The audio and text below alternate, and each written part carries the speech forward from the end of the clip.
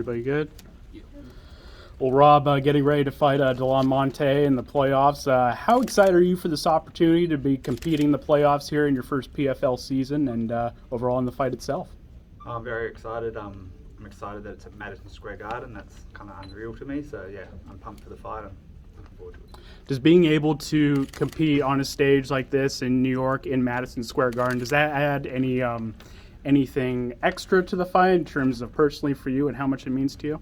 It's special. It's like a bucket list kind of goal. Like every fighter kind of wants to fight here. So it's awesome that it's happening in a few days' time. So yeah. Then last question for me. One thing that really stands out about Monte is he's kind of an aggressive boxer, right? So how do you see those boxing exchanges playing out in terms of his aggression, and what kind of fight are you expecting? Yeah, he's aggressive. He comes out quite wild. He throws big loopy punches. I think my style works really well for that. I'm a bit longer. I think my technical boxing is a lot better than his, and I think he'll feel my power, and I'll be able to keep him on the outside and just kind of sniper him away.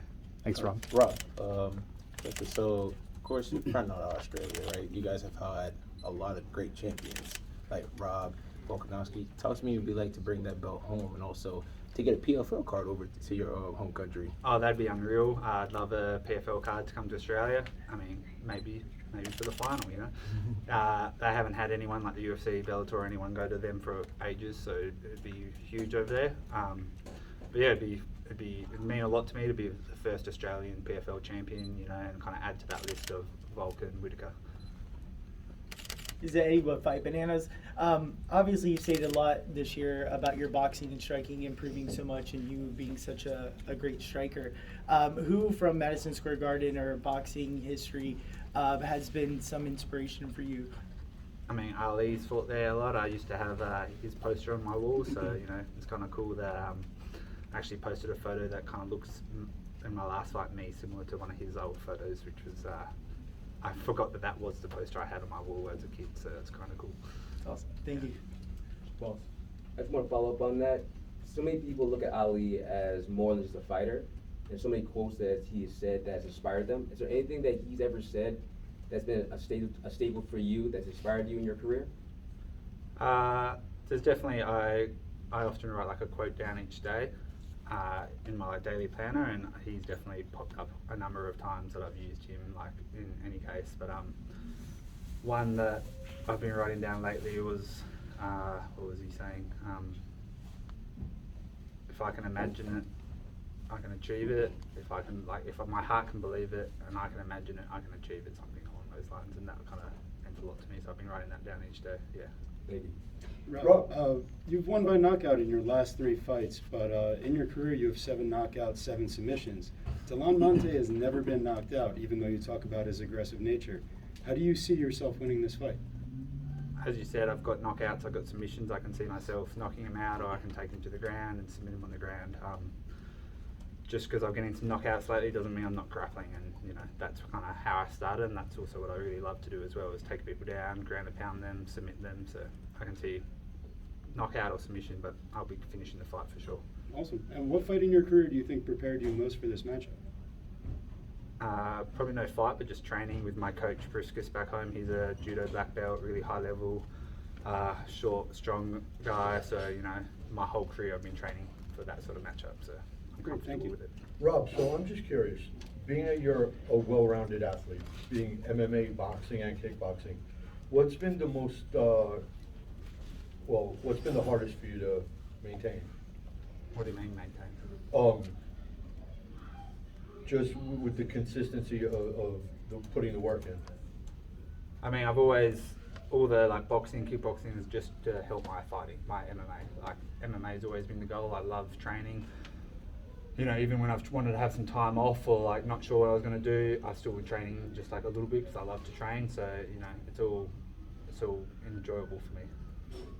With the success you've had at Factory X, do you perceive yourself in the future maybe bringing the family and staying in the States permanently, or is it more back and forth? It just depends how much of America I can put up with, I guess. I miss home. I miss all my family and friends back home, and you know, Tasmania's awesome. So yeah, we'll see. Hey Rob, growing up in Hobart, you know, for the Mona Gallery local cuisine, was it a positive experience being born in Hobart, Tasmania?